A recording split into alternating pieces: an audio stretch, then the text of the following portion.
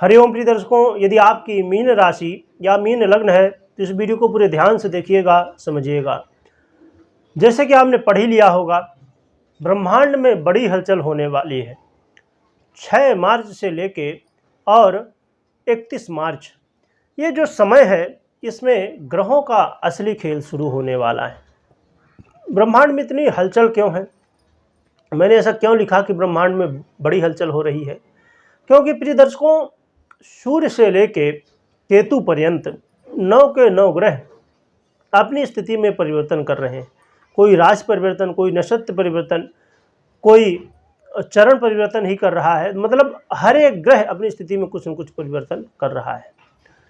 तो ये परिवर्तन का क्या प्रभाव पड़ेगा पूरे मार्च के महीने में, ये हम समझेंगे।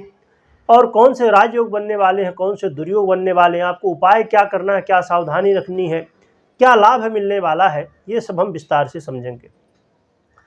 तो आइए सबसे पहले प्रिय दर्शकों हम समझ लेते हैं ग्रह स्थितियों को। सूर्य की बात करें तो ये 14 मार्च से मीन राशि में गोचर करना प्रारंभ कर देंगे। चंद्रमा तो 2.25 दिन में ही अपना राशि परिवर्तन करते रहते हैं। और मंगल 15 मार्च को ये मीन कुंभ राशि में गोचर करेंगे। और बुध की बात करें तो बुध 7 मार्च को ही अपना राशि परिवर्तन करेंगे और मीन राशि में गोचर करना प्रारंभ करेंगे। परंतु फिर से मार्च में 25 मार्च को ये फिर से राशि परिवर्तन करेंगे और मेष राशि में गोचर करना प्रारंभ करेंगे। और देवगुरु बृहस्पति की बात करें तो ये शुक्र के नक्षत्र भरणी नक्षत्र में गोचर करते हुए 16 मार्च को अपना चरण परिवर्तन करने जा रहे हैं। अभी तक द्वितीय चरण में थे भरणी नक्षत्र के ही, अब तृतीय चरण में गोचर करना प्रारंभ कर देंगे। और प्रिय दर्शकों, शुक्र की बात करें तो ये 7 मार्च को ही अपना राशि परिवर्तन करने जा रहे हैं। तो पहले तो ये कुंभ राशि में गोचर करेंगे 7 मार्च से, और फिर 31 मार्च से मीन राशि में गोचर करना प्रारंभ करेंगे। ये देवगुरु बृहस्पति की राशि है। और देखिए, बड़ा अद्भुत संयोग कई बार बनता है, आगे हम ग्रहों को जानते हैं। परंतु शुक्र के नक्षत्र में देवगुरु बृहस्पति और देवगुरु बृहस्पति के राशि में शुक्र, ये बदलाव हुआ है दोनों का, जो कि एक नक्षत्र परिवर्तन है और एक राशि परिवर्तन है, परंतु है तो एक दूसरे के नक्षत्र या राशि में। अब शनि की बात करें तो ये अभी तक अस्त थे और अब 17 मार्च को उदय होने जा रहे हैं। राहु की बात करें तो राहु रेवती नक्षत्र में गोचर करेंगे, करते हुए रेवती नक्षत्र में ही गोचर कर रहे हैं, नक्षत्र परिवर्तन अभी नहीं कर रहे, परंतु ये चरण परिवर्तन कर रहे हैं। 3 मार्च से द्वितीय चरण में गोचर करना प्रारंभ कर देंगे। और प्रिय दर्शकों, केतु की बात करें तो ये हस्त नक्षत्र में गोचर करते हुए अब चतुर्थ चरण में गोचर करेंगे। अभी तक तृतीय चरण में थे, अब चतुर्थ चरण में 3 मार्च से गोचर करना प्रारंभ करेंगे। तो आपने देखा जैसे कि 9 के 9 ग्रह अपनी स्थिति में परिवर्तन करने जा रहे हैं। आइए जान लेते हैं कौन से इससे योग बन रहे हैं। हम मुख्य योगों की बात करेंगे, और बहुत सारे योग बनते हैं, परंतु जो सबसे ज़्यादा प्रभावित करेंगे आपको उनके बारे में हम जानते हैं। बुधादित्य योग बनने जा रहा है। ये राजयोगों की मैं पहले चर्चा कर रहा हूँ। बुधादित्य योग एक बनेगा, सुंदर भार्या योग, और साथ में प्रिय दर्शकों बनने वाला है ज्ञान योग और कला योग। ये 4 राजयोग है। दुर्योगों की बात करें तो ग्रहण योग, द्वंद्व योग और जड़ बुद्धि योग, ये 3 दुर्योग बनने जा रहे हैं। तो आइए सबसे पहले जान लेते हैं शुभ परिणाम आपको क्या मिलने वाले हैं। तो प्रिय दर्शकों, देखा जाए तो आपके जीवन में कहीं ना कहीं आप यदि इस बात से परेशान थे, 7.5 तो चल ही रही है, परंतु यदि आप इस बात से परेशान थे कि दाम्पत्य जीवन में आए दिन वाद विवाद की स्थिति, अनबन की स्थिति यदि अभी तक बनी हुई थी, तो अब दाम्पत्य जीवन में ये समस्याएं दूर होंगी और आपस में प्रेम बढ़ने वाला है। साथ में प्रिय दर्शकों, आपके पार्टनर, लाइफ पार्टनर के जीवन में भी खुशियां आने वाली हैं। उनका भी यदि जॉब करती हैं तो उनका भी संभव है कि प्रमोशन हो जाए या उनको सैलरी बढ़ सकती है।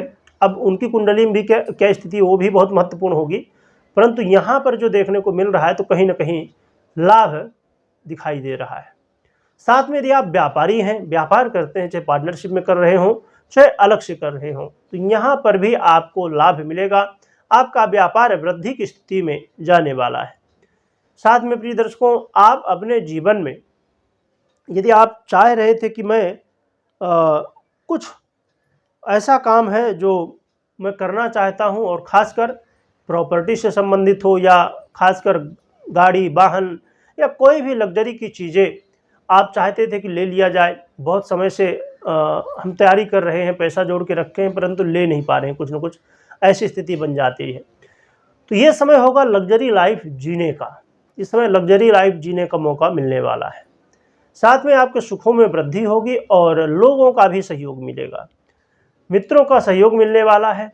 और आपके जीवन में कहीं ना कहीं देखा जाए कि आप इस बात से यदि परेशान थे कि मैं अपने करियर में चाह रहा हूं कि धन की वृद्धि हो जाए, सैलरी बढ़ जाए, तो ये सब स्थितियां अब बन रही हैं। तो सैलरी बढ़ने के लिए भी आप प्रयत्न कर सकते हैं कि सैलरी बढ़ जाए आपकी, और अपने काम को भी बेहतर स्थिति में ले जा सकते हैं। आप जॉब करते हैं या प्रोफेशन में हैं, तो यहाँ पर धन लाभ की स्थिति भी देखने को मिल रही है। तो प्रिय दर्शकों, ये लाभ थे, परंतु अब सावधानियां समझना बेहद जरूरी है। सावधानी क्या रखनी चाहिए प्रिय दर्शकों? तो देखा जाए तो आप अपने जीवन में ये अभी गांठ बांध लीजिए अभी से। मैंने इसीलिए वीडियो पहले बनाया कि आपको जानकारी हो जाए, और इस वीडियो को शेयर भी करिएगा सब तक, क्योंकि ये सावधानियां बेहद ज़रूरी है। क्या सावधानी रखनी है? एक तो पैसे का देन लेन बंद कर दीजिए। पैसा ना तो देना है ना तो लेना है। यदि आपने पैसा दिया तो सामने वाला लौटाएगा नहीं, और आपने लिया तो संभव कि आप भी ना लौटा पाए। इसलिए पैसे का देन लेन करना इस समय थोड़ा बंद करना होगा। और प्रिय दर्शकों, इसके अलावा अपने स्वास्थ्य का विशेष रूप से ध्यान रखना होगा। खासकर अपने खान पान में संयम बरतिए, एक्सरसाइज योग वगैरह करते रहिए, प्राणायाम वगैरह करते रहिए, जिससे आपका स्वास्थ्य बेहतर रहे। इसके अलावा प्रिय दर्शकों, वाद विवाद की स्थिति से बिल्कुल बचना है।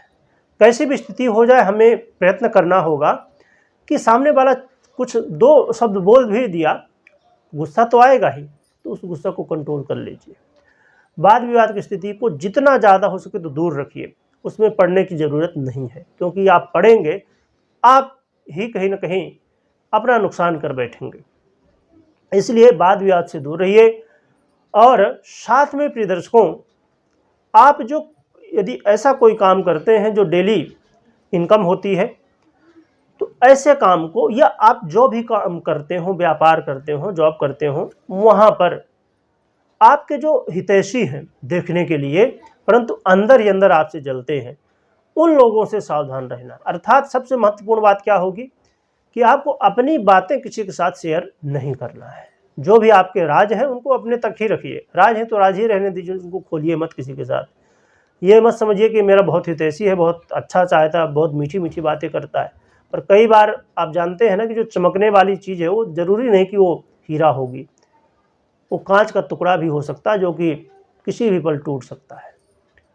तो इसलिए सावधानी रखना बेहद ज़रूरी है।